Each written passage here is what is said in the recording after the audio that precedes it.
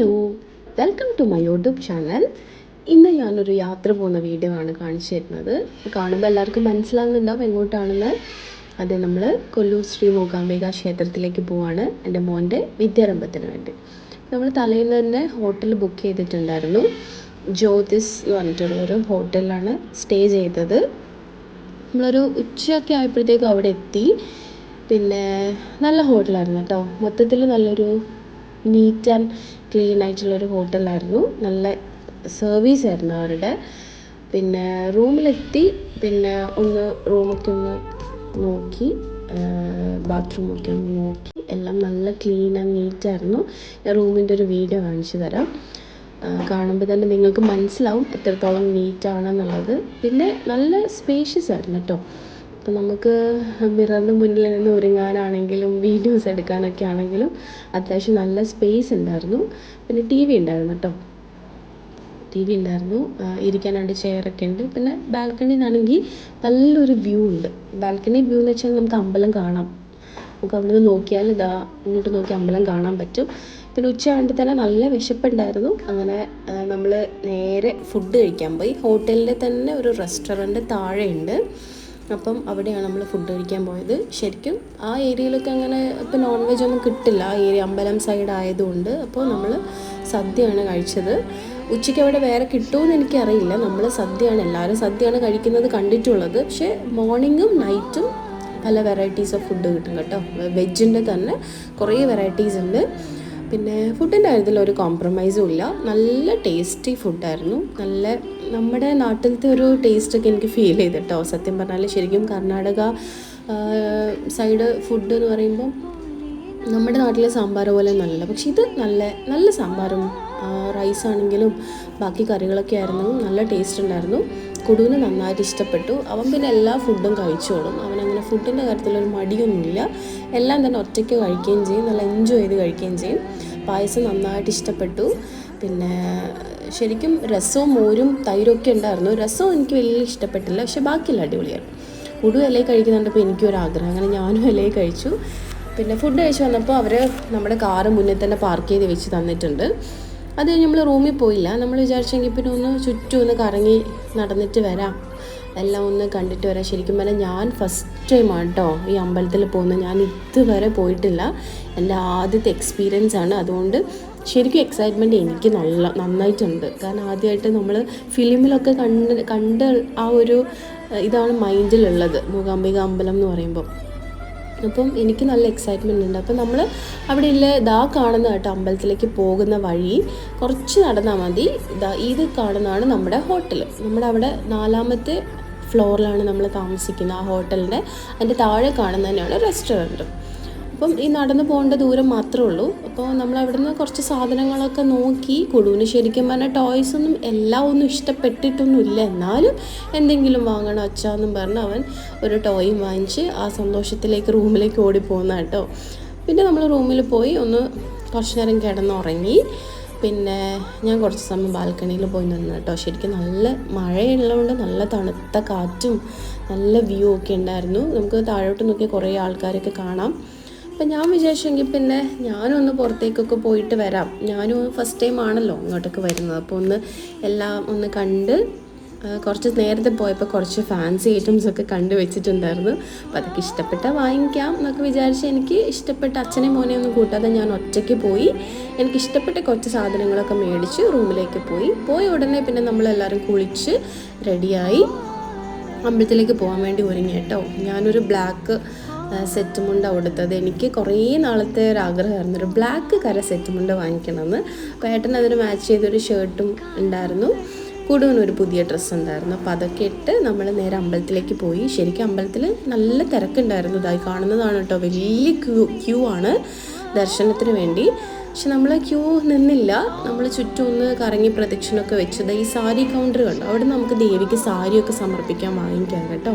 അപ്പോൾ നമ്മളൊന്ന് ചുറ്റും പ്രദക്ഷിണം വെച്ച് ചെയ്തപ്പോൾ അവിടെ കുറച്ച് ആൾക്കാരെ കണ്ടപ്പോൾ അവരുടെ അടുത്ത് ഇങ്ങനെ സംസാരിച്ചു, എങ്ങനെയാണ് ഇവിടുത്തെ കാര്യങ്ങളൊക്കെ എങ്ങനെയാണെന്ന് പറഞ്ഞപ്പോൾ അവർ പറഞ്ഞു ഡയറക്റ്റ് ദർശനം കിട്ടും. അപ്പം നമ്മൾ അത് പെയ്ഡാണ് ആക്ച്വലി. അപ്പം അങ്ങനെ ചെയ്യാന്ന് വെച്ചാൽ ഡയറക്റ്റ് ദർശനമുണ്ട്, സ്പെഷ്യൽ ദർശനമുണ്ട്, അതൊക്കെ പെയ്ഡാണ്. അപ്പം നമ്മൾ അങ്ങനെയാണ് ദർശനത്തിന് പോയത്. പക്ഷേ നമ്മളടുത്ത് അവർ പൈസയൊന്നും മേടിച്ചില്ല, എന്താണെന്നറിയില്ല. നമ്മളോട് ഒന്നും വാങ്ങിച്ചൊന്നുമില്ല. നിങ്ങൾ ദർശനം കണ്ടോ ചെയ്തോ എന്ന് പറഞ്ഞാൽ നമ്മളോട് ആ ക്യൂവിൽ നിൽക്കാനാണ് പറഞ്ഞത്. അപ്പോൾ ക്യൂ നിന്നപ്പോഴാണ് ഞാനൊരു കാര്യം ശ്രദ്ധിച്ചത്, അവിടെയൊക്കെ ഇങ്ങനെ കോയിൻസ് ഇറക്കി വെച്ചിട്ടുണ്ട്. എന്തിനാണെന്ന് എനിക്കറിയില്ല. അപ്പോൾ കണ്ടപ്പോൾ ഒരു കൗതുകം തോന്നി, ഞാനും ഒരു കോയിൻ അവിടെ വെച്ചു. നന്നായിട്ട് ദർശനം കിട്ടി കേട്ടോ. നല്ല മനസ്സ് മൈൻഡ് ഫുള്ളായിട്ട് അവിടുന്ന് വരുന്നത്. ശരിക്കും എനിക്ക് കണ്ണൊക്കെ നിറഞ്ഞു പോയി. ഫസ്റ്റ് ടൈമാണ്, ഫസ്റ്റ് എക്സ്പീരിയൻസ് ആണ്. അതിൻ്റെ എല്ലാ എക്സൈറ്റ്മെൻറ്റും ഉണ്ടായിരുന്നു. അതുകൊണ്ട് നല്ല മനസ്സ് നിറയെ പ്രാർത്ഥിച്ച് ഇറങ്ങിയപ്പോൾ ഇതാണ് കണ്ടത്. ആ സ്റ്റേജിൽ വെച്ചാണ് വിദ്യാരംഭം നടക്കുന്നത്. അവിടെ ഇപ്പോൾ ഒരു കലാരൂപം ഉണ്ട്. അത് എന്താണെന്ന് എനിക്കറിയില്ല. ഇത് ഏതോ ഒരു ഭാഷയിലാണ് അവർ കമ്മ്യൂണിക്കേറ്റ് ചെയ്യുന്നത്. പക്ഷെ കൂടുതൽ നല്ല ഇൻട്രസ്റ്റോടുകൂടി കണ്ടിരിക്കുന്നുണ്ടായിരുന്നു കേട്ടോ. ഒത്തിരി പേര് കണ്ടിരിക്കുന്നുണ്ടായിരുന്നു. പിന്നെ നമ്മൾ ചുറ്റും നടന്ന് നോക്കിയപ്പോൾ ബാക്ക് സ്റ്റേജിൽ ഇതുപോലെ പ്രോഗ്രാംസ് ഒക്കെ നടക്കുന്നുണ്ട്. അരങ്ങേറ്റത്തിൻ്റെ കുട്ടികളൊക്കെ ഉണ്ട്. കുറച്ച് സമയം മഴയുണ്ടായിരുന്നു. മഴ പെയ്തപ്പോൾ നമ്മളൊരു കടേൻ്റെ ഫ്രണ്ടിൽ കയറി നിന്ന് പിന്നെ നമ്മൾ ഡയറക്റ്റ് ഫുഡ് കഴിക്കാൻ നമ്മുടെ ഹോട്ടലിലേക്കാട്ടോ പോയത്. രാത്രി ഞാൻ പറഞ്ഞില്ല, അവിടെ ഒത്തിരി വെറൈറ്റി ഫുഡൊക്കെ കിട്ടും. വെജാണ്, എല്ലാം വെജാണ്. പക്ഷെ നല്ല ടേസ്റ്റാണ് വെജ്. നമ്മൾ ദോശ മേടിച്ചു, പൊറാട്ട മേടിച്ചു.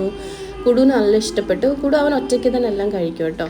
പിന്നെ നമ്മൾ നേരെ റൂമിൽ പോയി കിടന്നുറങ്ങി. ഇത് രാവിലെ എഴുന്നേറ്റ് വ്യൂ ആണ് കേട്ടോ. നല്ല മഴയായിരുന്നു. നമ്മൾ നേരത്തെ തന്നെ എഴുന്നേറ്റു. ഒരു 6 മണിയൊക്കെ ആയപ്പോഴത്തേക്ക് എഴുന്നേറ്റ്, അതിന് മുന്നേ എഴുന്നേറ്റു. കുടു രാവിലെ നല്ല ഹാപ്പി ആയിട്ടാട്ടോ എഴുന്നേറ്റ്. നല്ല എക്സൈറ്റ്മെൻറ്റ് ഉണ്ടായിരുന്നു. നമ്മൾ പെട്ടെന്ന് കുളിച്ച് റെഡിയായി. കുടു നല്ല പുതിയ ഡ്രസ്സൊക്കെ ഇട്ട് അവൻ നല്ല ഹാപ്പി ആയിരുന്നു, നല്ല എക്സൈറ്റ്മെൻ്റ് ആയിരുന്നു. ഇതാണ് നമ്മളെ ഡേ 2ൻ്റെ ഔട്ട്ഫിറ്റ്. അങ്ങനെ അച്ഛനും മോനും ഞാനും ഒക്കെ നമ്മൾ അമ്പലത്തിലേക്ക് നടക്കുക കേട്ടോ. മഴ പെയ്ത് കഴിഞ്ഞ ആ ഒരു ആംബിയൻസ് ആട്ടോ. നല്ല വൈബ് ഉണ്ടായിരുന്നു സത്യം പറഞ്ഞാൽ. പിന്നെ കുടുവിനെയും കൂട്ടി ഞാനും ഏട്ടനും കൂടെ നടന്ന് അമ്പലത്തിലേക്ക് പോവുകയാണ്. ശരിക്കും അവിടെ പൂ കിട്ടും.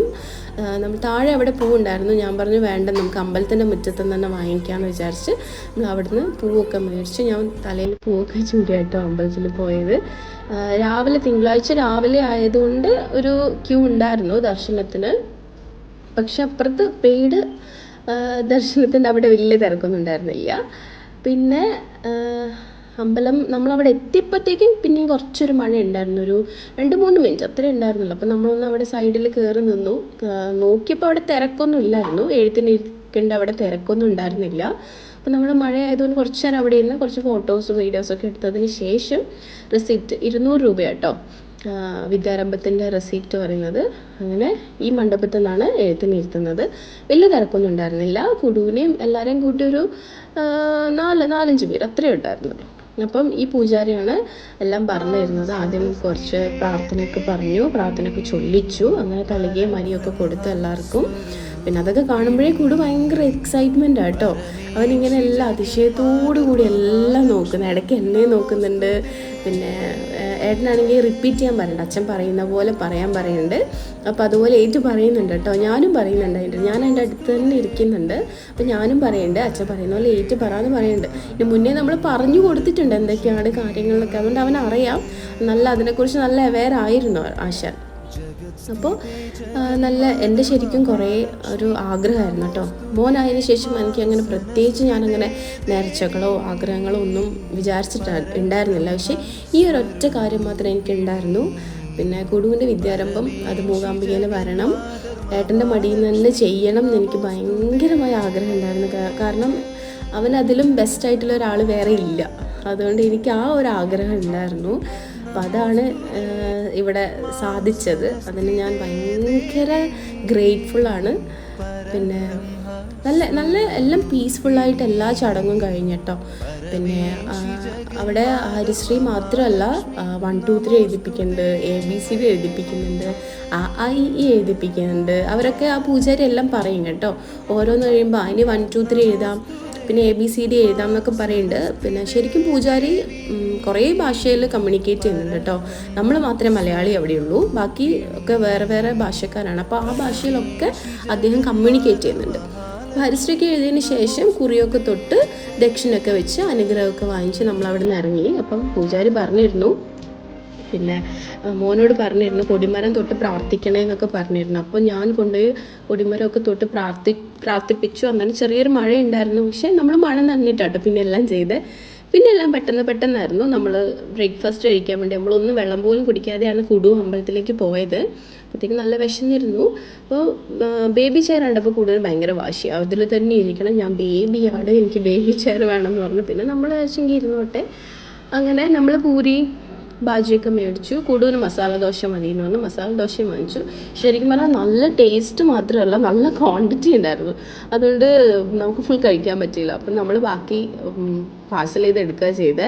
പോകുന്ന വഴിയോ കാറിലിരുന്നൊക്കെ കഴിക്കാമല്ലോ എന്ന് ഓർത്തിട്ട് അങ്ങനെ കുടുവിന് ഏട്ടൻ വാരി കൊടുത്തു, എനിക്കും ഏട്ടൻ വാരി തരിക ചെയ്തത്. അപ്പോൾ ഭക്ഷണമൊക്കെ നമ്മൾ ആസ്വദിച്ച് കഴിച്ച് പിന്നെ അധിക സമയം നിന്നില്ല. നമ്മൾ നേരെ റൂമിൽ പോയി നമ്മുടെ എല്ലാം പാക്ക് ചെയ്ത് നമ്മൾ നേരെ തിരിച്ച് നമ്മുടെ മാംഗ്ലൂരേക്ക് ഫ്ലാറ്റിലേക്ക് വന്നു കേട്ടോ. ഇതാണ്